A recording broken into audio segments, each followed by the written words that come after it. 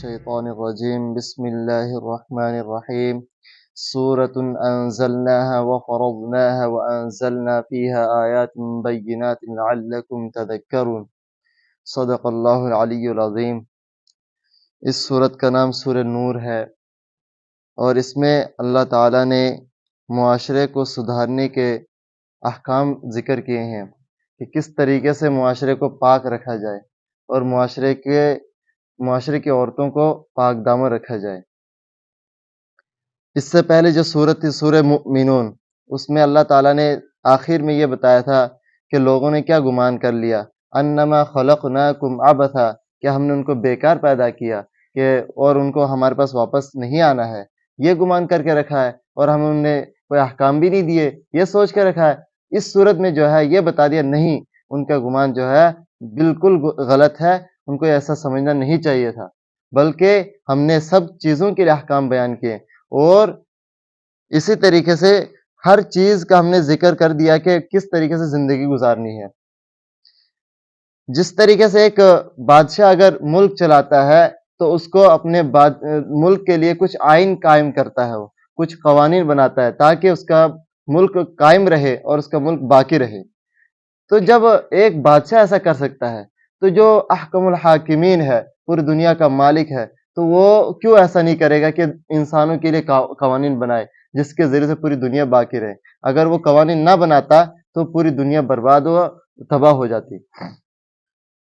اس صورت میں کچھ احکام بیان کیے ہیں، حدود بیان کیے ہیں، ایک زنا کا حد بیان کیا اور اس کے بعد تہمت لگانے والے، اس کے بارے میں کسی پاک دامن عورت پر تہمت لگانا، اس کا حد بیان کیا۔ اسی طریقے سے اگر کسی مرد نے اپنی بیوی پر تہمت لگا دی تو اس کا کیا حکم ہے، اس کا ذکر کیا ہے۔ تو بعض دنیا والوں کو یہ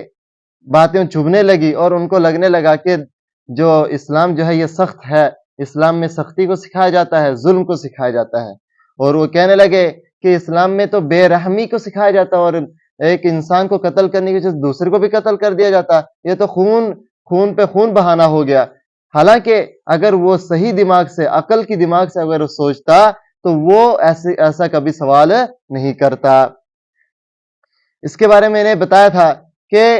یہ گویا کہ ایک آپریشن ہے اور جس طریقے سے کینسر کا آپریشن اگر چھوڑ دیا جائے تو پورے جسم پر آ سکتا ہے، تو اسی طریقے سے یہ بیماریاں بھی جو ہے کینسر کی بیماری کی طرح ہے۔ یہ جو معاشرے میں جو گندگیاں جو پھیلتی ہیں وہ یہ کینسر کی طرح ہے، اور اگر ان کو بند نہ کیا جائے تو اس صورت میں یہ کیا ہو جائے، پورا معاشرہ بگڑ جائے گا اور تباہ برباد ہو جائے گا۔ جیسے کہ آج کل ہم یورپ ممالک کو دیکھ رہے ہیں کہ وہاں نہ ماں کا پتہ ہے نہ باپ کا پتہ ہے، کون کس کا باپ ہے یہ بھی معلوم نہیں، کسی کا کوئی رشتہ دار پتہ نہیں۔ ایک تو ایسے بندے بھی ہیں، ایک مرتبہ کیا ہوا کہ ہمارے پڑوسی ملک کے بندے نے کہا کہ میرے خالہ آئے ہیں، میری خالہ میرے سے ملنے کے لیے آئی ہے، تو کہنے لگے خالہ کیا ہوتا ہے، اس کو پتہ ہی نہیں، کیونکہ اس کے کوئی ماں ہی نہیں ہے، جب ماں ہی نہیں ہے تو خالہ کہاں سے معلوم ہوگا، تو اس کا کوئی رشتہ دار، ان کے وہاں کوئی رشتہ دار ہی نہیں ہے، نام و نشان نہیں ہے۔ کیوں؟ اس لیے کہ وہ ولد الزنا ہوتے ہیں اور ان کے کوئی ماں باپ نہیں ہوتے اور وہ چھوڑ کے چلے جاتے ہیں ہسپتالوں میں۔ تو جب ہم قوانین کے مطابق چلیں گے، اسلامی قوانین کے مطابق چلیں گے تو وہاں فسادات کم ہوں گے اور وہاں امن و امان کی بہاریں آئیں گی۔ اسی بنا پر اللہ تعالیٰ نے کچھ قوانین بنائے تاکہ ایک کو سزا ملے گی تو پوری دنیا کے لیے عبرت ہوگا۔ اور دوسری بات، سزا جو دی گئی اس میں دو چیزوں کی وجہ سے ہے۔ ایک یہ کہ کچھ لوگ جو ہوتے ہیں نا وہ بہیمیت ہو جاتے ہیں، ان کے اندر درندگی آ جاتی ہے اور ان کو مارنے کی وجہ سے سیدھا ہوتا ہے۔ جیسے مثال کے طور پر گدھے کو اگر نہ مارا جائے تو چلے گا نہیں، اسی طریقے سے کچھ ایسے بھی انسان ہوتے ہیں جن کو مار کی وجہ سے کام چلتا ہے، اور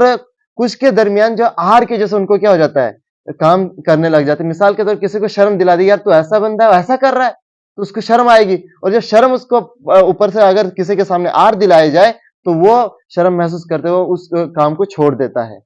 اسی بنا پر یہاں جو ہے اس میں دونوں چیزوں کے لحاظ رکھا گیا، ایک تو سزا بھی دی گئی ساتھ میں اور دوسری بات آر بھی۔ آر کس طریقے سے؟ پوری دنیا کے سامنے، یعنی بہت سارے لوگوں کے جم غفیر کے سامنے کیا دینے، اس کو سزا دینی ہے تاکہ وہ آر سمجھے اور اس کو شرم آئے اور وہ کام اس کو کیا کر دے، چھوڑ دے۔ حدود جو ہے 5 ہیں۔ ایک یہ کہ زنا کی حد، یعنی اگر کسی نے زنا کیا تو اس کو، یعنی حدود کس کو کہتے ہیں؟ حدود جو ہوتے ہیں اس کو حق اللہ کہا جاتا ہے۔ حق اللہ سے مراد جو انسانیت کے مفاد کے لیے ہو، انسان کے فائدے کے لیے ہو اور اس میں کسی کی سفارش قبول نہیں کی جاتی ہے۔ تو اس میں سے جو ہے پہلا جو یہاں حد بیان کیا زنا کا بیان کیا ہے، اور دوسرا حد جو ہے رجم، یعنی وہ کیا ہے شادی شدہ اگر کسی شادی شدہ سے یا غیر شادی شدہ سے کیا کرے زنا کر لے تو اس کو رجم کیا جاتا ہے، سنسار کیا جاتا ہے، پتھروں سے مار دیا جاتا ہے۔ اور تیسرا گناہ یہ ہے جرم جو حد قائم کیا جاتا ہے جس پر چوری، انسانوں کو اور کوئی کام نہیں ملتا، کچھ لوگوں کو حرام حلال کمائی کمانے کا جو ان کو طریقہ ہی نہیں آتا تو حرام کمائی کا شروع کر دیتے اور وہ دھندا بنا لیتے ہیں اور وہ چوری کرنے کو اپنا کیا بنا لیتے ہیں، پیشہ بنا لے، لیکن چوری جو ہوتی ہے وہ چھپ کر ہوتی ہے، کسی کو معلوم نہیں ہوتا، تو اس میں بھی کیا کیا جاتا ہے، اس کو بھی حد لگائی جاتی ہے اور اس کے ہاتھ کاٹے جاتے ہیں۔ اسی طریقے سے ایک ہے ڈھاکہ زنی، یعنی کسی کو لوٹ مار کرنا، راستے میں کھڑے ہو جانا، بھائی غریبوں کو لوٹتے رہنا، اور اس پر تو چوری سے زیادہ کیا کرنا ہے، سزا دینی ہے، اس پہ بھی کسی کی سفارش قبول نہیں کی جائے گی۔ اور جو پانچویں کل بتایا تھا شراب نوشی، یعنی شراب پینا، چوتھی شراب پینا، شراب پینے پر بھی حد جاری کی جائے گی اور اس پر بھی کسی کی سفارش قبول نہیں کی جائے گی۔ اور آخری جو ہے وہ تہمت لگانا، کسی پر تہمت لگائے تو اس کو بھی حد لگایا جائے گا اور 80 کوڑے مارے جائیں گے۔ آج ہم پہلے حد کو پڑھیں گے، پھر انشاءاللہ کل دوسرے حد کو پڑھ لیں گے۔ سورۃ انزلناہا، یہ سورت ہے انزلناہا جس کو ہم نے اتارا، وفرضناہا اور ہم نے مقرر کیے، متعین کیے۔ انزلناہا قرآن کو اللہ تعالیٰ نے پورے کو اتارا، لیکن سورۃ انزلناہا کہہ کر کیوں کہا؟ اس سے صاف ظاہر ہے کہ اس سورت کی اہمیت بتانے کے لیے ہے اور کوئی وجہ نہیں ہے۔ اس سورت کی بڑی اہمیت ہے، اگر اس کو اپنی زندگی میں لائیں گے تو ہماری دنیا کیا ہوگی، صحیح سے گزرے گی، اور اگر دنیاوی زندگی گزارنے تو اس پر عمل کرنا ہے۔